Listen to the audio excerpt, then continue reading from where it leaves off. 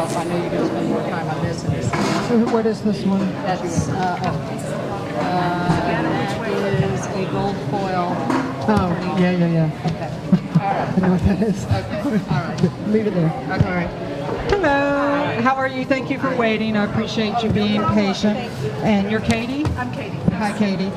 So, Katie, can you tell me a little bit about what you brought to share with us today? Yes, this is a piece of art that my parents purchased in the mid-'60s, and my parents purchased this in the mid-'60s, and we were told as children that it was an etching by Salvador Dali, and my parents passed away and it came into my possession, and I've always just been curious about it. There is a certificate of authenticity on the back. Yeah. Once again, it's just always been kind of a special piece in our family. Okay. And who did you tell me who it was by? Salvador Dali. Right. So supposedly. Right. So anytime, and this happened in this event, anytime we appraisers hear the word Dali or Picasso, we're like, eh. And why do we go, eh? It is because they're very prolific artists, very famous artists, right? And they made hundreds and thousands of works over their lifetime. And a lot of copies of their work, or multiples is what we call them. And there'll be different states, there'll be different, was it made during his lifetime? Was it made by his estate? Was it made after his lifetime? So there's just a myriad of questions. It starts getting really deep for us as appraisers when we encounter these.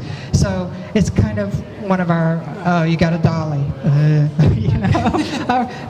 But that's okay. And do you know what series this is from? Because both of these artists tended to do works within series. And what is this called? Well, that's Don Quixote. Yeah, is what they call it, and that's what they say on the back. So you probably noticed that I did COA, right? A certificate of authenticity, and this one happens to be.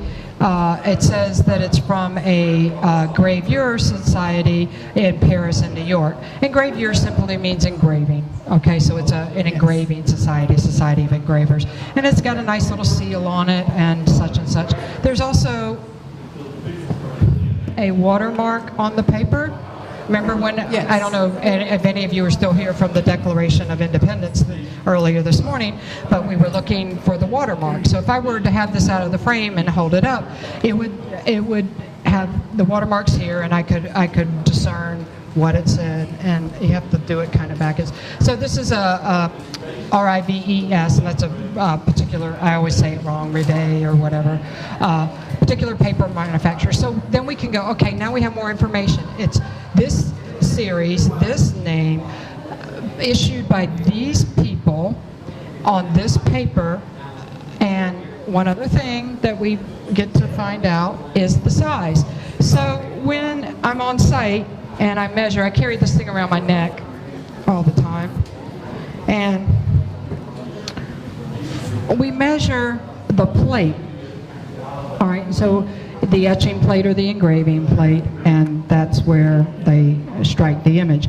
So if I didn't have a lot of information about this, the measurements would be very, very crucial. Particularly if it was a more high level, I'd be more concerned about that. But COAs can be a problem, and they're kind of they're not that great for us. We don't really rely on them a whole lot. They got a bad rap in the sports industry because they was just COA, and half the stuff is fake signatures. There's also a company that did some cruise ship art, and some of the Dalis and Picassos got caught up in that as well, and they were misrepresenting them and then issuing COAs. So for us, COAs are, but it's nice. Both the examples that I found out in the marketplace that had sold of this particular work did have the COAs attached. Now, so did Dali sign this?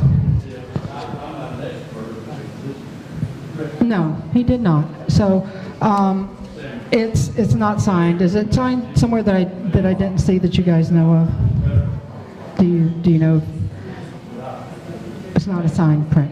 Okay, so I found 2 examples of this, and these were done in 67, correct? 68.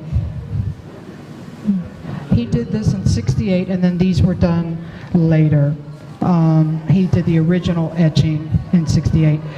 So this is called Don Quixote 2, and this particular, unfortunately my printer was giving me pink at that time. It sold for $250 plus buyer's premium for $325, and this is a recent sale. This is October 2016. This one shows the exact same certificate on the back. Sorry that it printed in pink. This particular one sold for $850. Let's see the hammer price. So that's probably, I already probably put buyer's premium. That sold in 2012. So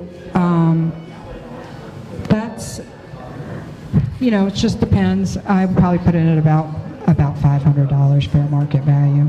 So it's a nice little piece. When was it framed? It's been like this since I was a child, Okay, so that, mid-60s. Okay. When they got it. and it hasn't been reframed? Okay, you may want to go ahead and take it to the framer and have it reframed. A lot of times they did not use acid-free materials when they framed back in that time period. So I don't know if you heard me talking earlier that it off gases, it creates an environment where the wood is acidic, and so that it starts toning it. So if we were to lift this is kind of toned, which is, you know, it's evenly toned is how I would describe this. If we were to lift this off, we would see more probably of a white margin. So it's not good for the paper and not good for the work. So go ahead and have it unframed. And if you want to keep the frame, you could, but go ahead and have it new backing and everything put on it. Thank you. Mm-hmm. And another one. Okay, so This hi is- Tom. All right. Okay. Came, once again, from my parents' estate, and it actually came from my grandfather. And it's a signed Lionel Barrymore gold foil little piece of art that's always been kind of intriguing. All right. And he put a title to this work, and it's called Purdy's Basin. And when you say it's signed, we would say this is a facsimile of his signature, right? He didn't actually sign this. It was signed in the plate and then printed. And again, it's kind of mold printed. This is foil, and I think, yeah, yours at a jewelry store. Yeah. And you know, I've never really spent a lot of time considering these, and the reason why, as you know, was going to come next. They're not worth a lot of value, so I never really have considered like, why did they start making these things, right? And so when I saw it was from a jeweler's, I kind of investigated that, because that's part of being a good appraiser or a good collector is the continual education. Anytime something presents itself, I have to look at it as an opportunity to learn and know that I can always learning something each and every day, learn. So this says stamped Helms Jeweler. So I started looking at it. I wonder if they gave these, because this looks like a Christmas card, kind of like a foil Christmas card, right? So I'm thinking that and I couldn't find any confirmation, that they gave these out as a premium to the guy when he purchased the jewelry for the lady. And here's the consolation prize for you. Yes. You get a nice Purdy Basin print, right? And I couldn't find any confirmation for that, but I kind of feel like that's probably the story behind this, so to speak. In the market, nobody's interested in them. They just aren't. They're not into that brass in this mode. And you know, probably about $5. And this one's a little crunched up. Yeah. So sorry. I've just always been intrigued by it. I've never really understood. Right. So it's a facsimile. Somewhere this work is in a museum. Right. This guy's a famous artist, and somewhere the original work is you know, it's just a copy of one of his work, and it's probably huge. So. Okay. All right. Yeah. Thank you. Thank you. so We much. appreciate you waiting.